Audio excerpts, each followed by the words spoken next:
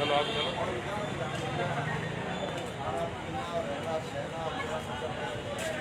आ जाए।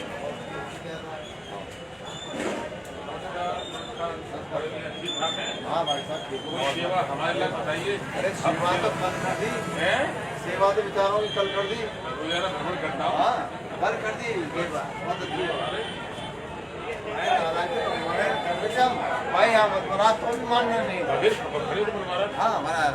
चलिए मैं तो निकल रहा भ्रमण में।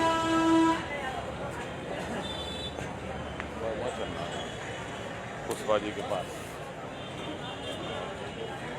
वो बताएगा।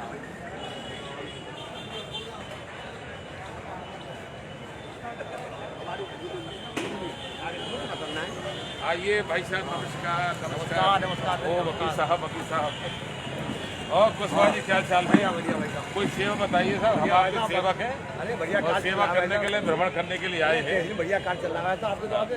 बहनों भाइयों, मैं रक्षपाल सिंह राघव, अध्यक्ष तहसील बार एसोसिएशन तहसील कुल अलीगढ़। आज हम अधिवक्तागणों के हित में और वादकारियों की समस्या जानने के लिए तहसील कुल परिसर में भ्रमण के लिए निकले हैं। मैं बता दूं, अधिवक्ता समाज की वो रीढ़ है जो वादकारियों को न्याय दिलाने में अहम भूमिका निभाती है। बहनों भाइयों, अगर देश में अधिवक्ता अगर है तो राष्ट्र सुरक्षित है, राष्ट्र का विकास अधिवक्ताओं से संभव होता है। तो अब हमारा जो अधिवक्ता है गर्मी में सर्दी में परेशान होता है, इनके लिए पक्के चैम्बर नहीं है। इधर पक्के चैम्बर नहीं है। सरकार को ये सोचना चाहिए कि जहाँ पर न्यायिक अधिकारी जज वगैरह एसी में कूलर में रहते हैं, वहीं पर हमारा जो बोर्ड ऑफिसर होता है अधिवक्ता, वो गर्मी में परेशान होता है, सर्दी में परेशान रहता है। तो सरकार को जिस प्रकार से अधिवक्ताओं के चैम्बर होने चाहिए वो नहीं बने, जज वगैरह कोई चैम्बर है, उसी क्रम में अधिवक्ताओं के लिए भी जज के बराबर चैम्बर होने चाहिए, सुविधाएं होनी चाहिए। इसके अलावा बार और बेंच का समन्वय तभी स्थापित हो सकता है कि जब हमारे देश का अधिवक्ता संपन्न होगा। जब अधिवक्ता को बैठने के लिए प्रॉपर जगह नहीं होगी तो वो न्याय व्यवस्था में अपना दिमाग कैसे लगाएगा, न्याय व्यवस्था कहाँ से हो जाएगी। तो बहनों भाइयों, सरकार से हम ये मांग करते हैं कि अधिवक्ताओं को पेंशन दी जाए, फंड दिया जाए। अगर कोई समस्या राजस्व की आती है तो मैं केंद्र सरकार को ये सुझाव देना चाहता हूँ कि देश में तुरंत न्याय व्यवस्था लागू करने के लिए, देश में तुरंत न्याय व्यवस्था लागू करने के लिए मैं सुझाव देता हूं कि हमारे भारत के समस्त अधिवक्ताओं को बार एसोसिएशन के माध्यम से 2 लाख अधिवक्ताओं को जज बनाए जावे। जज को कम से कम 1.5 लाख से 2 लाख तनख्वाह दी जाएगी और उनके लिए व्यवस्था जो हमारी भारत की बेटियां हैं वो उनके न्यायिक कार्य में भी लगेंगी। उनके लिए पूरे जनपद में, पूरे प्रदेश में, पूरे देश में एक ऑनलाइन करने की व्यवस्था की जाएगी, जिसमें स्वतः रोजगार के रूप में उसको 30-40 हज़ार रुपया दिया जाएगा। प्रत्येक हमारी भारत की बेटी न्याय व्यवस्था में लगेगी जो ये काम कर सकती है, और प्रत्येक हमारे भारत का युवा न्याय व्यवस्था में लगेगा जो ऑनलाइन वगैरह ये कर सकेगा। हमें कोई जरूरत नहीं है परेशान होने की। वादकारी के हित में हमारे अधिवक्ताओं को वादकारी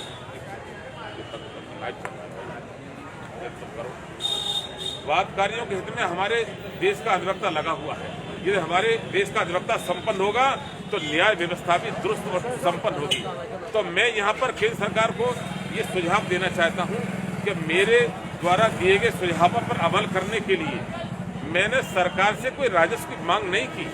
मैंने मेरे सुझावों से सरकार को राजस्व प्राप्त पर्याप्त हो जाएगा और देश में तुरंत न्याय व्यवस्था लागू हो जाएगी। और प्रत्येक हमारे देश का जो मुकदमा है अधिकांशतः 1 महीने से 3 महीने के अंदर मुकदमा निस्तारित हो जाएगा। आज बहनों भाइयों, आज बाबा मुकदमा दायर करता है तो नाथी को भी न्याय नहीं मिलता।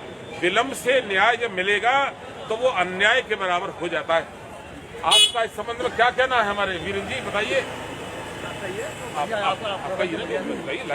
आपको इसमें क्या कहना है?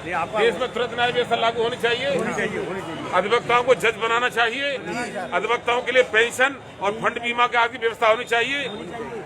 जब अधिवक्ता संपन्न होगा, इस मेरे सुझावों से पूरे देश का अधिवक्ता सहमत है और सरकार के जो केंद्रीय मंत्री एवं कानून विभाग के कर्मचारी अधिकारी हैं वो इस बात से धरातल पर काम करने के लिए नहीं आते और अनभिज्ञ है। मैंने सुझाव दिया है कि देश में जब ये मुकदमा 1 महीने से 3 महीने के अंदर निस्तारित हो जाएगा और बहनों भाइयों हमारी भारत की नाबालिग बेटियों के साथ बलात्कार होता है, महिलाओं के साथ बलात्कार होता है और उनके अपराधी बेफिक्री से हमारे देश में घूमते हैं। ये क्या है? ये देश में न्याय व्यवस्था की कमी के कारण ऐसा होता है। यदि अपराधी को मौके पर सजाए मौत दे दी जाएगी तो उसकी देखा देखी कोई और अपराधी जन्म नहीं लेगा। बहनों भाइयों, अपराध जो है अपराधी अपराध जब करता है कोई जन्म देने वाला कोई हो। देश की कानून व्यवस्था में आमूल परिवर्तन करने की आवश्यकता है। यदि न्याय तत्काल मिल जाएगा तो न्याय माना जाएगा। इससे हमारे देश के वादकारियों के हित में स्वतंत्रता होगी, हित होगा, देश का हित होगा। इसी क्रम में मैं बहनों भाइयों हमारे अधिवक्ताओं के न्याय व्यवस्था के बारे में भ्रमण की ओर से हमारे वकील साहब ने हमारे क्या नाम है, शुभ नाम है आपका? वीरेंद्र सिंह जी, आपका स्वागत है। आपका क्या समस्या, क्या प्रश्न है आपका? सर, हमारी तहसील में बहुत पेंडिंग पड़े हुए हैं केस दाखिल खारिज के। दाखिल खारिज के समय पर नहीं हो पा रहे, किसान भी परेशान होता है। बहनों भाइयों, नई समस्या मुझे मालूम थी, लेकिन हमारे युवा अधिवक्ता वीरेंद्र सिंह जी ने बताया है कि तहसील में समय से मुकदमा निस्तारित नहीं होते, होती दर्ज नहीं होती। गरीब किसान अपने गांव से आता है और वो यहाँ दर दर परेशान होकर के भटकता है। ये न्याय व्यवस्था की कमी के कारण है। यहाँ पर भ्रष्टाचार व्याप्त है। जैसा कि हमारे वीरेंद्र सिंह जी ने कहा, अभी मुकदमे निस्तारित समय से नहीं होते, यहाँ पर परेशान होते हैं, वादकारी परेशान होता है, यहाँ पर दाखिल का समय से नहीं होते, खतौनी वगैरह की वितरण में अव्यवस्था होती है और यहाँ लेखपाल के स्तर पर किसानों को परेशान किया जाता है। बहनों भाइयों, यदि हमारे देश की न्याय व्यवस्था स्वच्छ और निर्विवाद और तत्काल प्रभावी होगी तो हमारे देश के उन गरीबों को जो यहाँ दर दर भटकने के लिए न्याय मांगने के लिए यहाँ आते हैं, उनके साथ धरातल पर वास्तविक रूप से न्याय होगा। यूं तो आप अखबार में, मीडिया में कुछ भी कहते रहिए, असली जो जननी है, असली हमारे भारत की जननी जनता है। इस जनता दर्पण है। प्रत्येक अधिकारी कर्मचारी कोई अपने जीवन के इतिहास में दर्पण देखना चाहता हो तो समाज में अपने कृत्यों को रख करके वो दर्पण रूपी समाज में ये झांक ले कि उसके काम कैसे हैं। यदि जनता जनार्दन अगर उनके कामों को सही ठहराती है तो समझ लेना चाहिए वो व्यक्ति, वो अधिकारी सही काम कर रहा है। बहनों भाइयों, आज अपराधी बलात्कार करके घूमते हैं और हमारी भारत की बेटियों के साथ में अन्याय होता है। वहां पर हमारे लोकप्रिय प्रधानमंत्री मोदी जी ने क्या नारा दिया? बेटी बचाओ और बेटी पढ़ाओ। बहनों भाइयों, नारा देना बहुत आसान है और नारे का पालन करना बहुत मुश्किल है। बहनों भाइयों, आज हमारी भारत की बेटियां बॉर्डर पर वह बैठी हुई हैं, तो वो क्यों? भारत की बेटियों की परवरिश है उसके ऊपर ध्यान देना चाहिए। आज नाबालिग बच्चियों के रेप की घटनाएं देश में बढ़ती जा रही हैं। बहनों भाइयों, क्यों? ये न्याय व्यवस्था में आमूल परिवर्तन न होने की वजह से ये अपराधी दुर्दांत घूमते हैं। सरेआम गोली से हत्या कर दी जाती है और उनके अपराधी बेखौफ घूमते हैं। बहनों भाइयों, यहाँ पर ये मांग करता हूँ कि ऐसे भारत की बेटियों के साथ बलात्कार करने वाले अपराधी को और सरेआम गोली मारने वाले अपराधी को तत्काल 1 हफ्ते के अंदर अथवा 1 महीने के अंदर मौके वारदात पर फांसी होनी चाहिए। और ये तभी संभव है कि जब देश का अधिवक्ता न्यायिक जज बनेगा और न्यायिक जज बनके तुरंत न्याय व्यवस्था को लागू करने के लिए अपना योगदान देगा। आज बहनों भाई, हमारे देश का अधिवक्ता इस तुरंत न्याय व्यवस्था में अपना सहयोग देने के लिए तैयार। क्या वीरेंद्र सिंह जी, आप मेरे इस बात से सहमत हैं? अगर न्याय व्यवस्था में आपको जूनियर जज बना दिया जाए तो क्या आप न्याय व्यवस्था में न्याय करेंगे?